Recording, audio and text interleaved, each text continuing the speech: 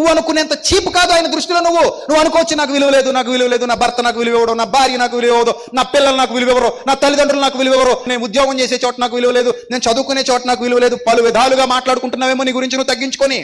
లోకంలో ఎక్కడా నీకు విలువ లేకపోవచ్చు నా ప్రియ సహోదరి సహోదరా. ప్రభు నీకు ఇచ్చిన విలువ ముందు వాళ్ళు ఇచ్చే విలువ ఎంత దిగదుడుపు కాదా? ఒక్కసారి ఆలోచించి రాత్రి. ఈ లోక పాపమును మోసుకుని పోయే దేవుని గొర్రెపిల్ల ఆ ప్రభు మన కోసం తన పవిత్ర రక్తాన్ని దారపోసాడు కనుకనే అమూల్యమైన రక్తము చేత మీరు విడిపించబడ్డారన్నాడు పేతురు భక్తుడు. గతంలో మనం చూపించే సాతాను ఎవడేవాడు తెలుసా? ఇది నాదే అన్నాడు సాతాను.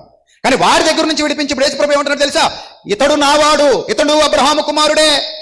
దేవుని సొత్తైన ప్రజలు, మీరు చీకటిలో నుండి ఆశ్చర్యకరమైన తన వెలుగులోనికి మిమ్మల్ని పిలిచిన వాని గుణాతిశయములు ప్రచురము చేయు నిమిత్తము ఏర్పరచబడిన వంశము, రాజులైన యాజక సమూహము, దేవుని సొత్తైన ప్రజలునై ఉన్నారు. ఎంత అద్భుతమైన మాట గ్రంథంలో నీ కోసం నా కోసం రాయబడింది.